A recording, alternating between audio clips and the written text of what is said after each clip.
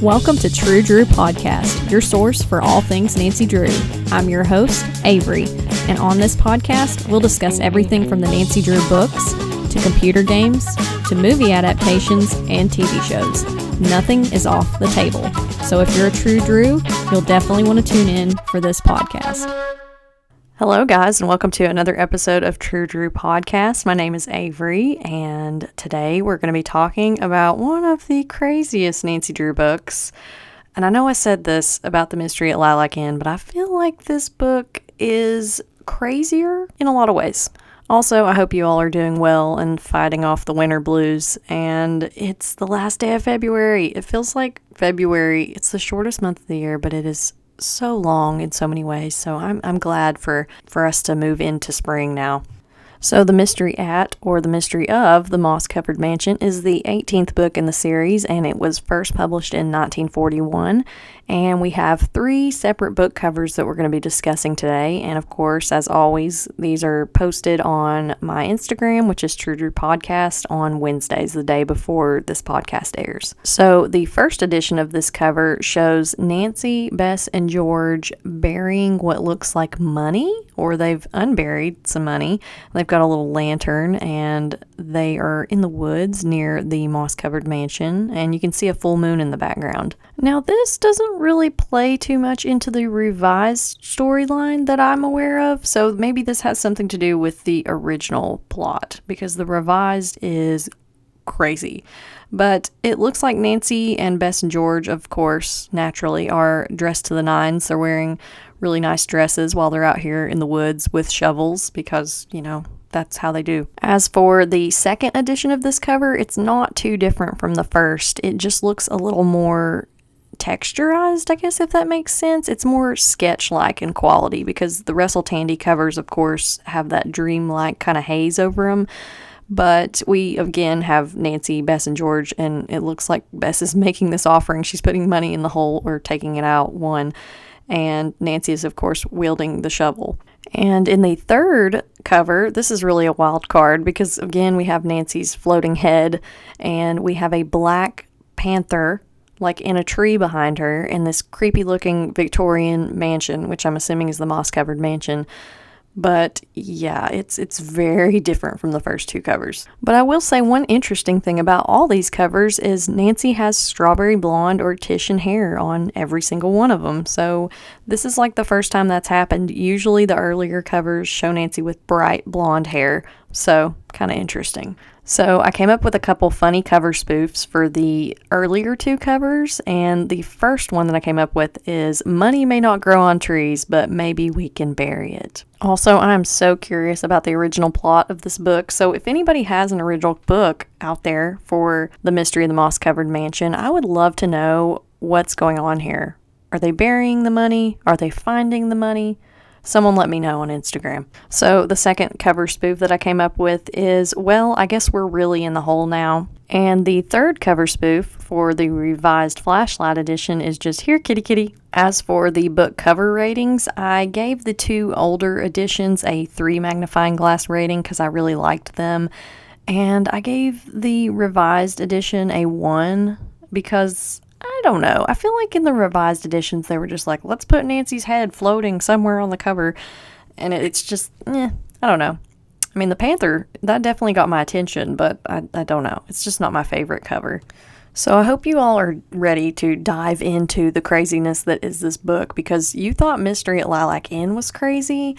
This one, I think it tops that. There's so many things. There's plots against NASA. There's circus animals. It's a lot. I mean, if Harriet Stratmeyer Adams is the one that revised this one, and I'm thinking she did, like, bravo, because the imagination is, it's very creative. I will say that. So let's start out with the characters in this book, and to begin with, we have Mr. and Miss Billington, and Mr. Billington is suspected of trying to blow up NASA. Yeah, you heard me right. And Carson Drew has been hired by him to try and, prove his innocence. And there's also an Anton and Tina Rizzardo, and they are the caretakers at the Billingtons' house in Florida. There is a Commander Nichols, who is Carson's friend, Patrick Croft, who is NASA security, and I believe he knows Hannah Gruen. There is Mr. Scarlett, who is a realtor, Joss Longman, Fortin, and Max Ivanson. And we also get Bess and George tagging along on this mystery, and at some points Ned, Bert, and Dave as well. So I have come up with a synopsis for this book, but it's a bit of a doozy, so just hang on. Our mystery opens with Carson puzzling over the personal ads, but not for that reason. He is trying to cipher out a possible code in the ads, and Nancy helps him. Before she can divulge what she's uncovered, though, a crash is heard outside. Bess and George, who were coming to stay with Nancy, were hit by a reckless driver who is under the influence of something. Bess and George are fine, talk to the police, and Nancy tells her father about the message she uncovered. Carson says he thinks it's connected to his case, which has to do with NASA. Someone snuck explosives into oranges and in the basement of the Space Center. So everyone sets off for Florida with the intention of meeting Ned at his family's house party later. The group gets a less than friendly welcome from the Billingtons' caretakers, and Bess overhears someone on an extension saying to watch the visitors when trying to place a call. Nancy almost gets a crate of oranges dropped on her head, but moves out of the way, and then the girls visit the home the Nickersons have. Nancy sees a moss-covered mansion next door and hears a scream. Miss Nickerson says she thinks the people own wild animals. Nancy and the group tour NASA, and Hannah decodes another personal ad that says Drew. Nancy interviews Patrick Croft, the security guard who let the explosive oranges in, but doesn't learn much. But later, he calls her, and while they're on the phone, someone breaks in and attacks him, telling him not to talk to Nancy Drew. There is then a series of crazy events. The orange grove is set on fire. Mr. Scarlett, the realtor, chases Nancy to get the key to the Webster place. Someone tries to steal Nancy's purse. Carson's plane from River Heights has to make a crash landing, and Nancy impersonates an animal control secretary to explore the moss-covered mansion. She finds a steel door she'll come back to investigate later. Nancy and the police discover the Rizzardos were making bombs. Ned, Bert, and Dave fight off and trap a leopard with sausage tree branches and a whip, and Nancy and Ned end up trapped in a room with a pool full of boiling water. With the FBI, local police, and NASA's help, the evil scientists trying to destroy the Space Center's rocket with a missile are thwarted, and Nancy solves another mystery. Like, I'm sorry, what? What is happening? Because, okay, when I was reading this book, at several points, I would stop and I would consult with my husband, and I would be like, oh, there's something that has to do with NASA. And I was like, there's explosive oranges. No, now there's circus animals. Oh no, Carson Drew's plane is going down. Like, every 10 to 15 pages, it was some crazy plot point, and I was like, oh my gosh, what? I will say, Harriet knows how to make a page-turner, because this book was very unbelievable. As for my newspaper headline synopsis, I don't know how you really condense that, but I said, plot against U.S. space program thwarted by teen detective. So I wrote down a lot of notes for this one, because there was just so much there. It was so crazy. So, I don't know where to even begin. So my first note just says Carson was looking in the personal ads, and at first I thought Daddy Drew might be looking for love, but it had to do with a case that he was on. He was trying to figure out, these personal ads in the newspaper seemed to be coded, and so Nancy was able to figure that out because, you know, she's an expert code breaker. But at first I was thinking, oh, maybe Mr. Drew's looking for a lady for his life, but no, he wasn't. My next note says, Bess and George get in a wreck right in front of Nancy's, but thankfully they're okay. That I was not expecting. When they said there was a crash, at first I thought that Hannah Gruen had fallen in the kitchen, and I was so upset because I was like, no, nothing can happen to Hannah. But it was bad too that it happened to Bess and George, but thankfully they were okay.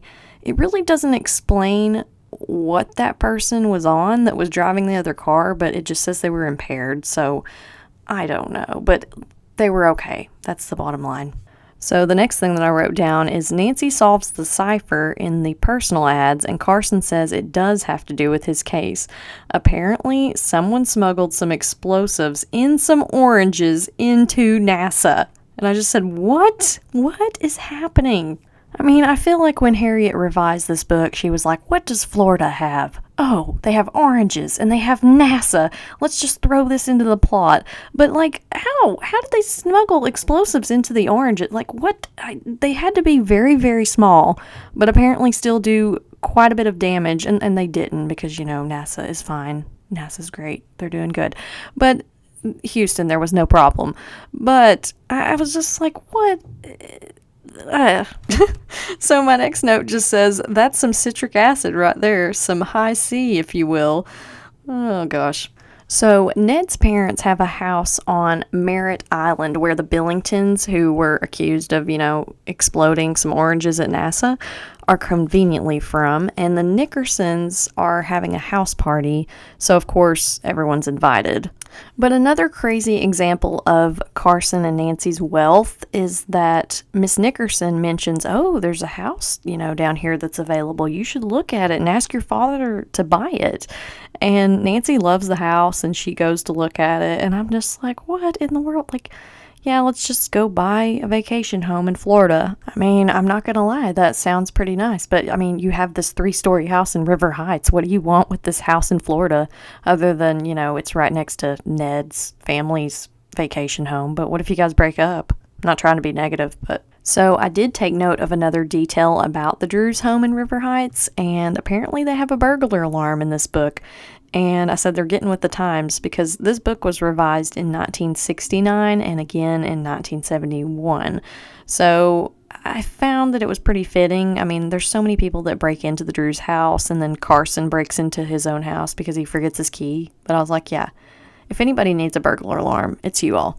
So my next note is the Drews, Hannah, and Bess and George wait at the airport in Florida for the caretakers, Anton and Tina Rizzardo, to pick them up, but they never come.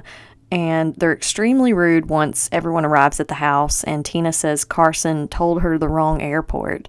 Then they don't cook for everyone, but take huge helpings of whatever Hannah cooks, and they eat in their room. I was like, yikes, this is so awkward.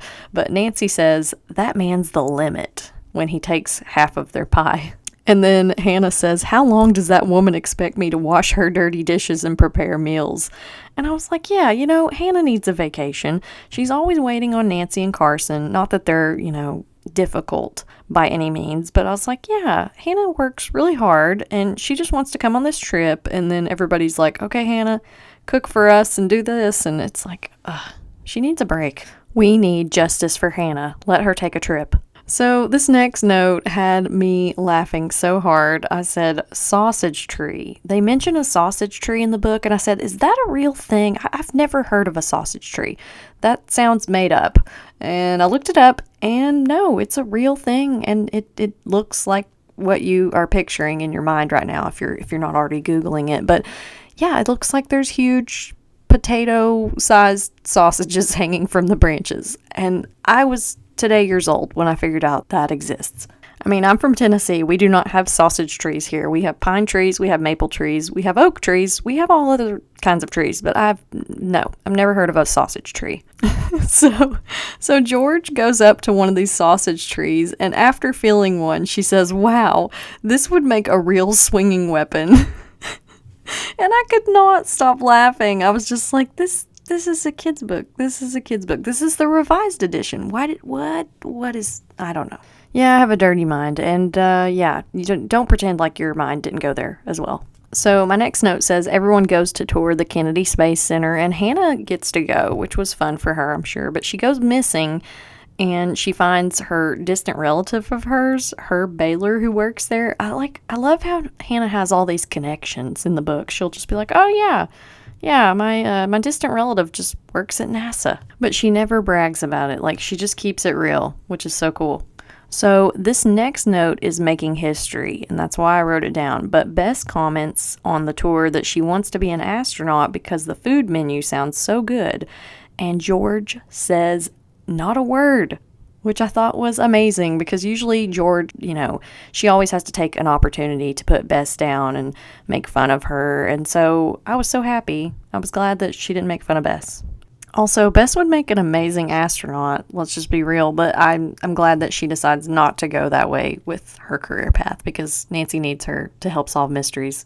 So the next thing that I took a note of is someone steals pictures of Nancy, Carson, Ned, Bess, George, and Hannah. And I said, that's so creepy. And Carson calls the police over it, which I thought was kind of funny. I mean, it seems kind of like an overreaction. I mean, I know they stole something of yours, your pictures, but what are the police really going to do? It's definitely an invasion of privacy, but it's just another sign of the times. Like, nobody takes pictures of themselves and then brings them with them on vacation. Like, you would just have pictures on your phone. But the Rizzardos say that they didn't do it. So my next note is Bess wants Nancy to stop so she can pick some flowers, and an alligator almost gets her. I just don't trust Florida. I check the toilets. I assume that every body of water has something nasty in it. And so the fact that Bess is like, yeah, I want to pick these flowers on the side of the road, and Nancy's like, yeah, that sounds like a great idea.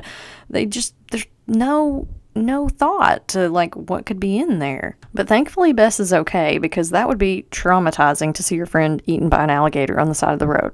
My next note is just, they should have called this mystery the mystery of the explosive oranges, because it's hilarious. Throughout the entire book, Nancy, Bess, and several other people keep referring to it as the mystery of the explosive oranges, and I could not stop laughing. I was just funny. Like, I'm just picturing Nancy having a big case file like she does in the Nancy Drew games, and it's just like, the creature of Kapu Cave, and treasure in the Royal Tower, and then the mystery of the explosive oranges. The tagline could be, will Nancy nab the bad guys? Will vitamin C? So now we're to the part where the exotic animals come into the story, because, it's not a good Nancy Drew book unless we have some exotic animals. So Nancy, Bess, and George investigate the screams that they were hearing at the moss-covered mansion, and it turns out that it's a ton of circus animals, including a black panther. I mean, I'm just picturing Nancy, Bess, and George investigating the outside of this property, and then all these animals, like it says lions and rhinos and elephants, like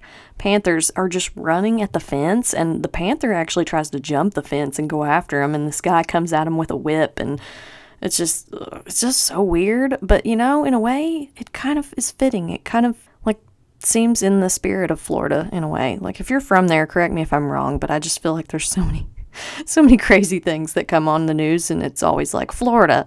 I mean, other states have their share of crazy headlines too, but So, okay, the person who beat up Patrick Croft, the NASA security guy who got in trouble for talking to Nancy, was wearing flippers.